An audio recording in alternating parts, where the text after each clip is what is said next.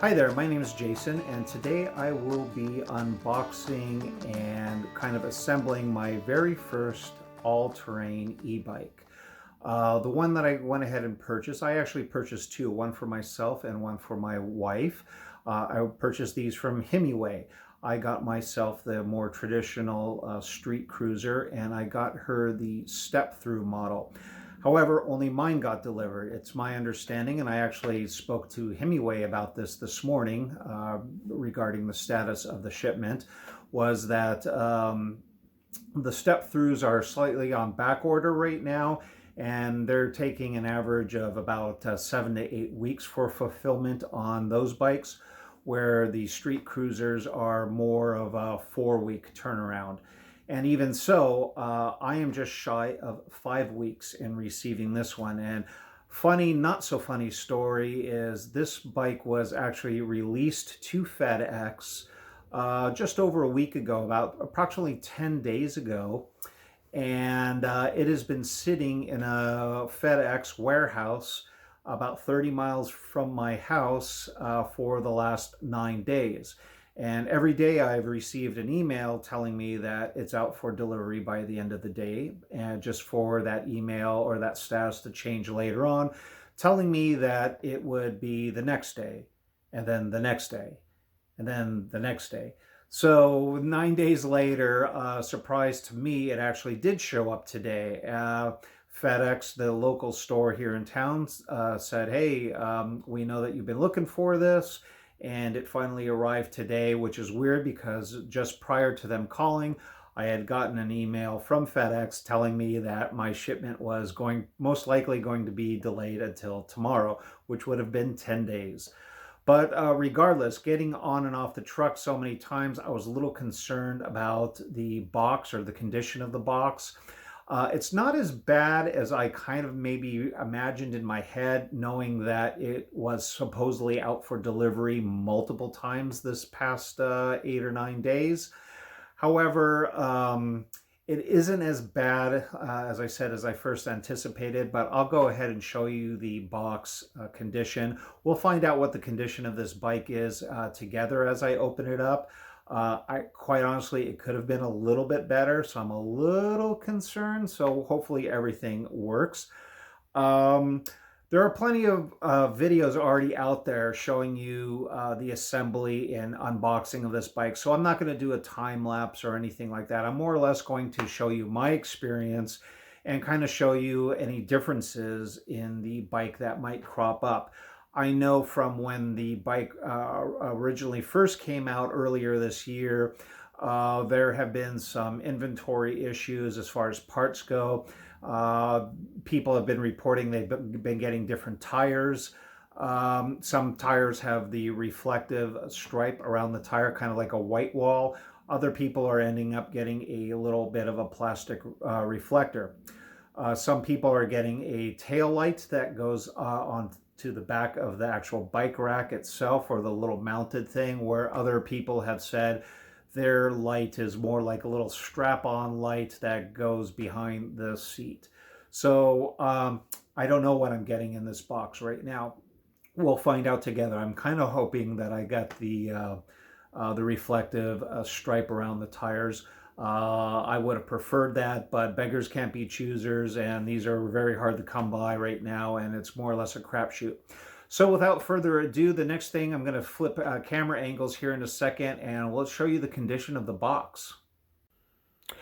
All right, we're in my garage right now, and I just want to show you the condition of the box that I received from FedEx today.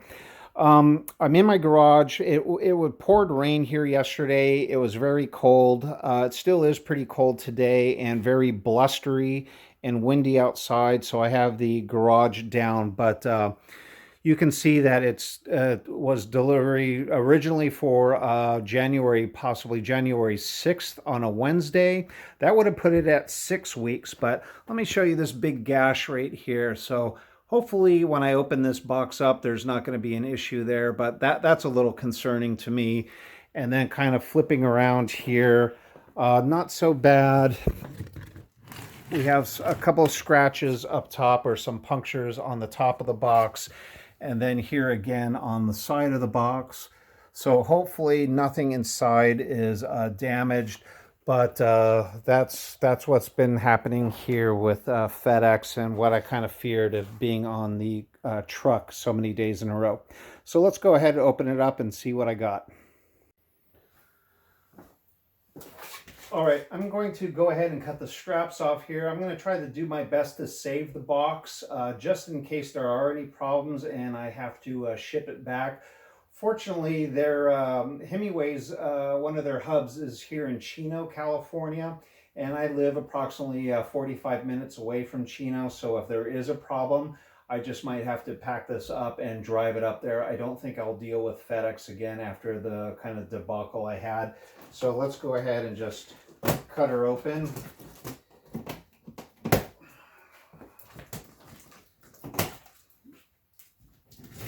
Go ahead and slide that around. Okay.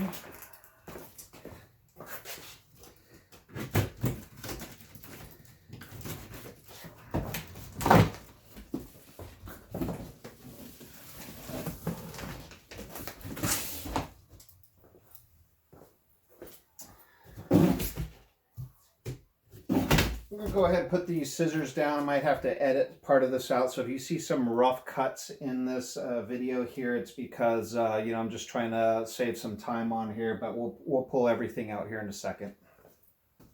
All right, I went ahead and cut the two ends on the box. So let's go ahead and reveal this up. And here's what we have. Looks like we have some zip-tied styrofoam here that's against the chain and part of the body here. We have our accessory bag, a lot of our handlebars right there, our forks. We have a loose cable here. This is probably connects to the handlebars, but let's go ahead and take this out. Oh, good. I just noticed right now I have the tire with the stripe. So, yay, that's the one that I wanted for sure. So I lucked out there. I didn't get the reflector. Obviously, you could add an additional reflector, but I got the tire with the stripe already in the white wall right there. So let's go ahead and continue taking this apart. Go ahead and start with this accessory box and show you what's in there. All right, as you can see, I'm just using just my table chair here to make up for a little mock table. Let's go ahead and just open up this accessory box right now. Taped with the Himiway logo. Oh, this is actually pretty good. I might have to cut this. Hang on a second. All right, got my scissors here. And got our Himiway accessory box. Got a Himiway hat here. Nice, brand new. This obviously a very important piece. This is what's going to hold the front tire to the front axle there. This is the axle piece right there, so we're not going to go ahead and lose that. We have our multi-tool assembly thing. You know, different various size Allen wrenches on here, screwdrivers, both Phillips and flathead, a little bit of some socket wrenches on there. That's to go ahead and tighten everything up. Very nice. Little extra freebie they put in there for you. Yeah, so we got some wrenches, some tightening up to 15 millimeter, 10 millimeter, 8 millimeter right there. Let's go ahead and... Now, a lot of people asking what this is. This is actually a derailleur guard, and this is going to go down on the rear tire there on the right hand side where the derailleur is right there. It's going to be held on. This is the same area here that that the back fender is going to also attach to the frame. It's not uncommon for a couple people, you might have to bend this out a little bit So we'll tackle that when I get there, but this is the derailleur guard, if you will. Go ahead and have our right and left pedals, and yes, they are marked right and left for a reason. It's because of these threads on here. They're threaded in opposite directions. So when you attach them to the actual sprocket itself, one is going to attach one way and one is going to attach the other way, and depending on the threads here. So they're clearly marked right now left and right, and from what I understand, there's also a possible plastic stamping on here, and as a matter of fact there is. So down here in the right hand corner, you probably can't see it with this because of the plastic, but in the lower corner here there is a little R for right, and I imagine on this one, if we take this one out, we'll find a little L somewhere stamped on there for the left. Next up we have this box, and not sure what's in here. Oh, probably the headlight. Yep. We have our little LED headlights here that we'll go ahead and clamp on later. You know, kind of cheap plastic. We have our little attachment, wire attachment right there. It looks like a female wire connector right there. We've got our hole for where we're going to put our screw and the bracket that's going to hold it onto the frame or the fender itself. I'm not quite sure what. There's some silicone back here, kind of an adhesive silicone to go ahead and seal that up to make it more or less watertight or waterproof there, so in case water doesn't get inside and contaminate the wires or the electrical connections. We have a little bag here. We have some black zip ties, I imagine for some type of wire management. We have an assortment of nuts and bolts and screws in here for the various attachments. We have our Himiway owner manual right here. And then finally in this box, let's see, what do we have in here? We have our charger. So the next thing I'm going to do before I continue on with the bike, I'm going to go ahead and get the battery out of the bike frame itself and go ahead and charge this up in the meantime. All right, as I've been taking this out of the box, I wanted to go ahead and stop because I noticed something a little bit improved from previous unboxings. I think maybe Himiway has been watching some of the other videos out there.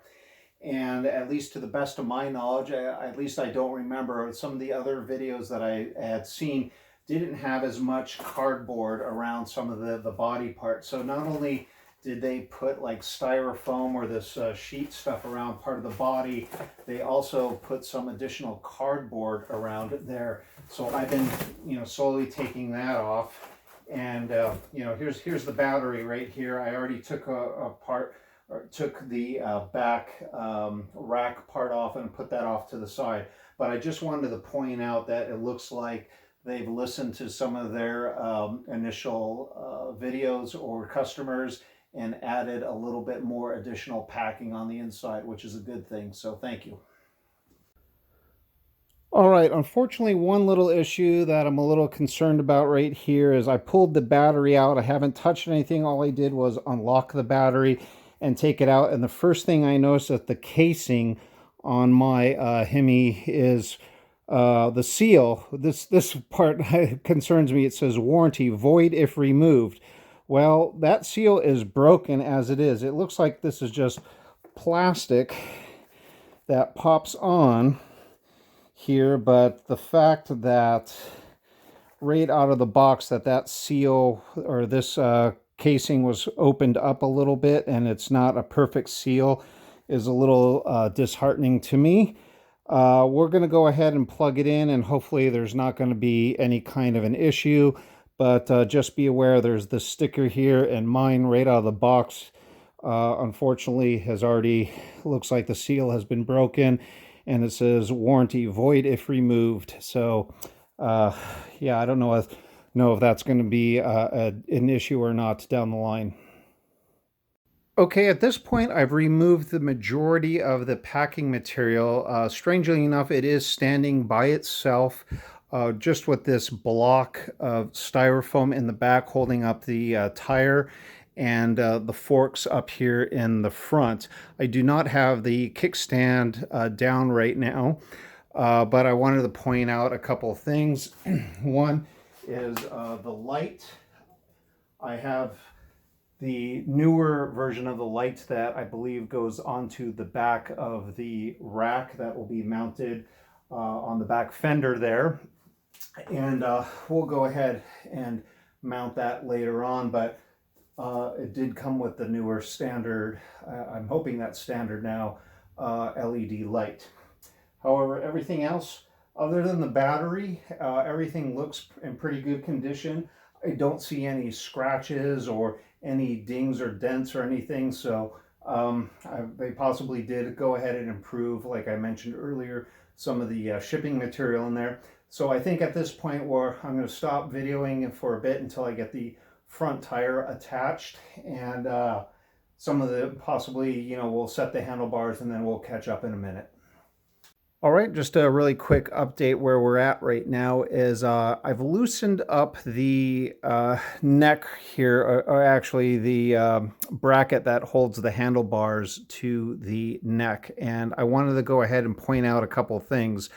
First of all, my screen right here was shifted a little bit more than I would have liked. It wasn't dead center on the handlebars there. So taking your multi-tool and using, I believe it was the 2.5 millimeter one, the second to the last one, had to unscrew these two little bolts right here, and just didn't take them out, just loosened them enough just so I could shift the screen over a little bit and retighten that back up.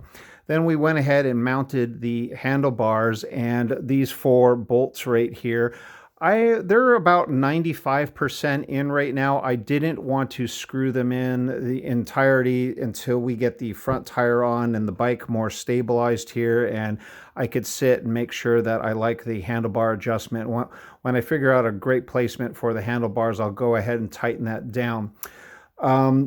As you can see here, or maybe you can't really see, I do think I have to loosen up the neck and adjust the neck about 1 degree or so. If I'm looking straight over the bike and where the forks are right here in front, I'm looking straight on to the front of the handlebars here and the neck, and my forks are probably just slightly off by maybe 1 degree. It's just a minor little adjustment, and there are 2 screws on the neck itself that we'll just loosen up and try to straighten that up a little bit, but definitely make sure that you tighten those things back up.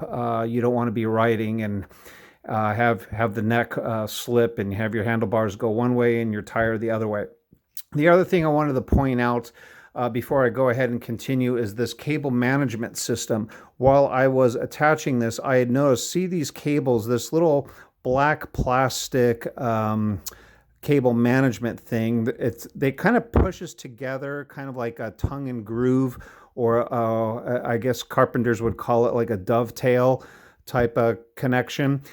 This one was undone and the cables were all just kind of bleh out there. So I had to kind of fit the cables back in, very similar to this one, and just push that thing back together. It snaps in place, but that's something that you want to be conscious of, making sure that your cables go into the little designated slots. It's kind of rounded out here, and that thing is clipped together. That might be something that, if yours comes undone quite a bit, or it seems a little loose, I imagine a zip tie could more or less do the same thing. I'm actually thinking maybe in the future I might take some electrical tape and just put a black piece of electrical tape to keep that shut. Or again, if I get some zip ties, I could zip tie this thing shut and I won't have to worry about that. But we want to make sure the bike is operational before we get into all the nitty-gritty details. But with that being said, at this point, I'm pretty much ready to put the front tire on. And once we have the front tire on, then we'll go ahead and move to the seat. and then we can go ahead and adjust the handlebars. All right, I went ahead and attached the front wheel and front axle there to the forks. You can see the rotor is floating there right between the brakes, and I have the quick release up in the upper position, and it's very snug. It's not going anywhere. I tightened it pretty good here on the left-hand side, and I'm pretty happy with that. While I did that, I went ahead and tried to go ahead and readjust the neck. And I'll just point out, once again, there is a screw on this side and a screw on the opposite side. And I stood over the frame of the bike and, you know, tried to make that little correction and tighten that back up. So the neck is more or less perpendicular with the top of the tire. And then finally, once that was solid, I came back up here in front, and you might have to move some of these wires around just a little bit. It's kind of hard to get the multi-tool in there, but went ahead and finished tightening up these 4 screws right here. And I'll just give you some advice, maybe after your first couple of rides, actually, that you might want to come back and re-tighten those things up. Even though you've tightened it out the first couple of shakedown rides that you go on, I would not be surprised if you came back and some of those might be a little loose. So yeah, go ahead and come back after your first few rides and make sure that all the little nuts and bolts there are tight. At this point now, we're going to go ahead and off camera, I'm going to go ahead and attach the pedals, and then we'll tackle the seat, and then we'll worry about, I think, the fender and stuff. We're in the home stretch here just about. At this point now, we're going to go ahead and attach the back shelf right there that goes to the fender and the derailleur. And one of the things I wanted to show you guys, though, is I'm going to go straight over the top of this. And can you see the 2 bars right here?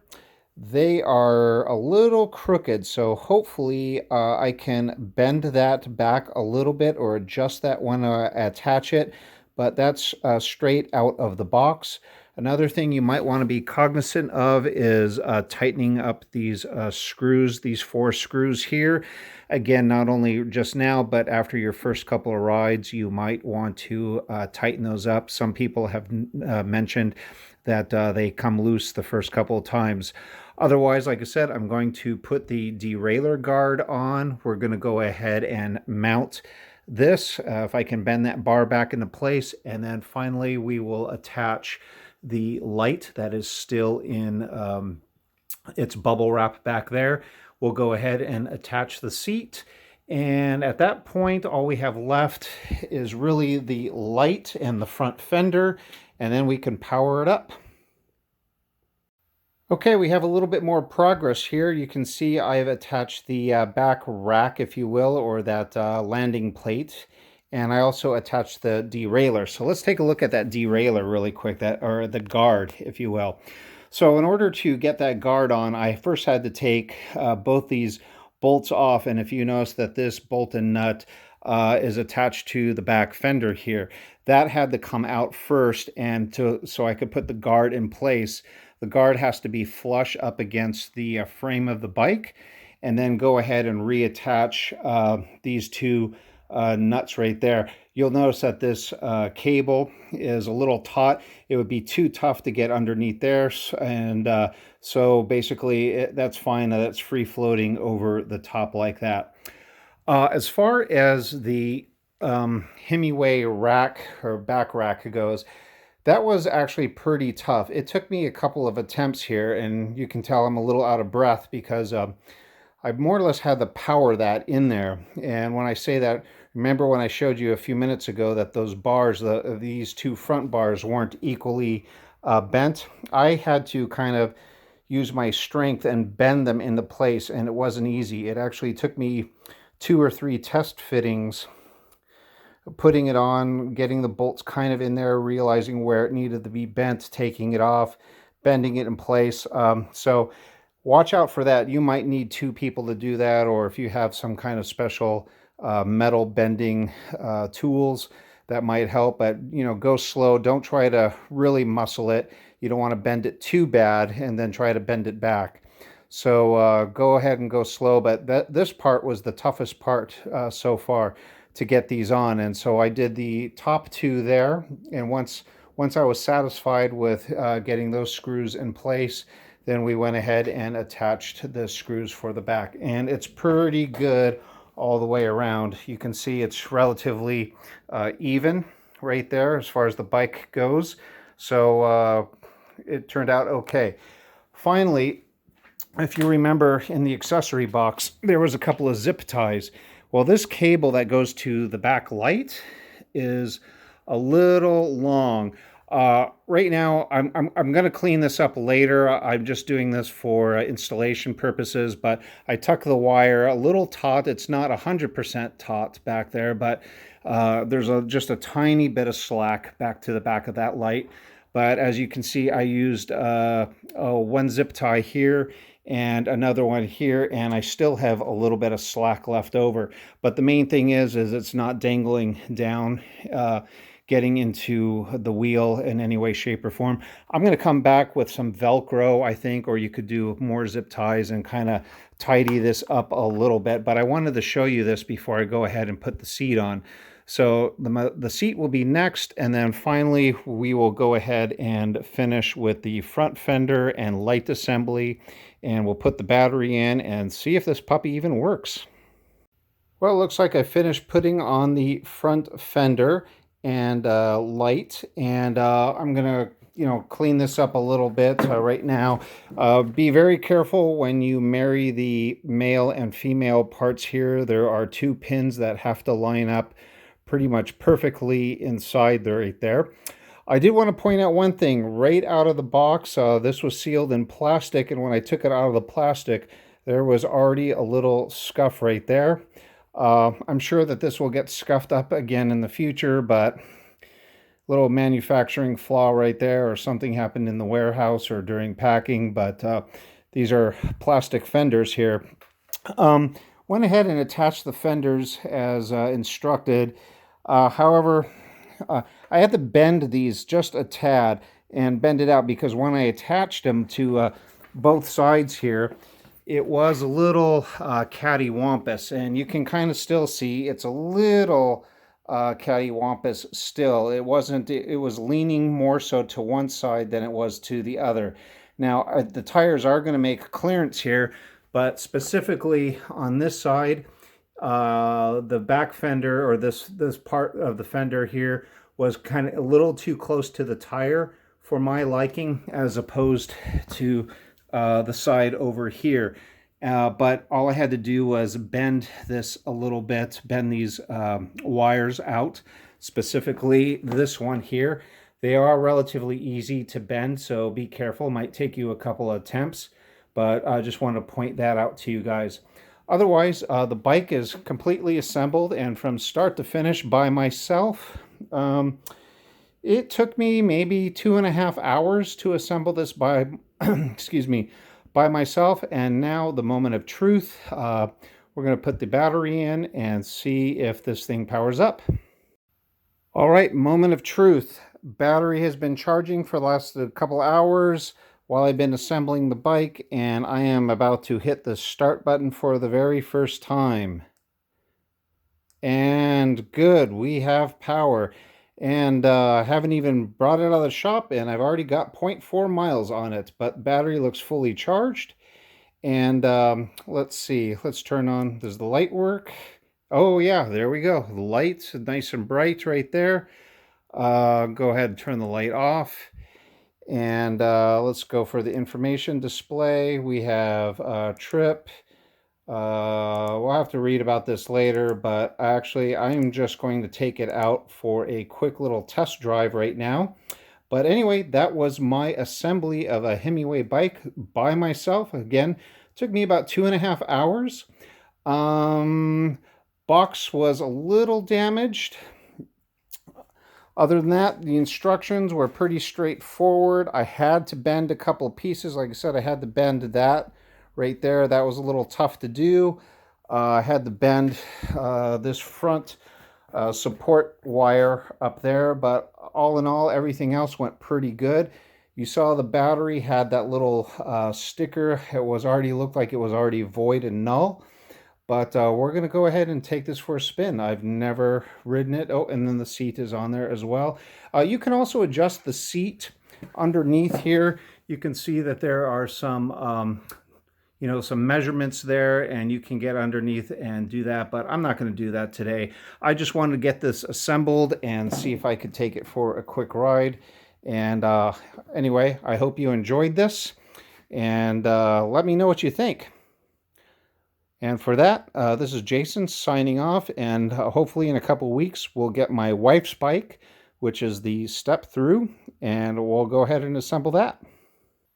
Hey there, Epilogue. So it's a little cold in my garage right now, so I'm in my house recording this last little segment here, and I just kind of wanted to fill you in what happened since we went ahead and built the bike last night. I took it for a 7-mile shakedown cruise this morning, a loop around my house that consisted of some surface streets, a paved biking trail, and there was a little section there that had some gravel on it.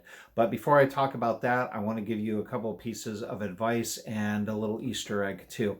So my first piece of advice, if you've never been on an e-bike before, and I fall into that category, take your device or take your bike to an empty parking lot or street that doesn't have a lot of traffic on it and get used to your bike.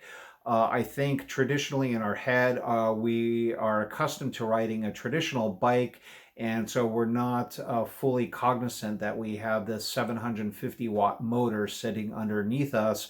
And so when we pedal the bike and all of a sudden it takes off when the power assist or the pedal assist engages, it can be a little jarring. And so I want you to practice that. I want you to practice it with it both engaged and disengaged. And the reason I want you to do it disengaged is this bike is heavy. It's 70 pounds, and that's probably twice as heavy as a normal bike.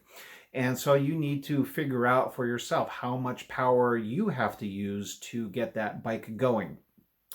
That being said, my second piece of advice, when you're riding on surface streets and you get to a crosswalk, two things: be very cognizant of other drivers in cars that are around you. First of all, a lot of people, even though e-bikes are gaining in popularity, a lot of people haven't not seen them, and so you're going to get a lot of rubbernecking. In my short little sojourn today, I noticed a lot of drivers were looking at me and looking at the bike, and that means they aren't looking at the road. Their attention was on me and not on the car that they are actually driving behind. So that's a little scary. Number two, in reference to that, is crosswalks. Again, you get to a crosswalk, you're at a dead stop, the bike is 70 pounds. You hit the button there, you see the little white stick figure across the street saying go ahead and walk. And it takes a little extra power to get off that curb from a dead stop. And if you have power assist engaged, after 1 or 2 revolutions of the pedals, that bike might take off from underneath you. So make sure that you might have pedal assist either disengaged or at its lowest level.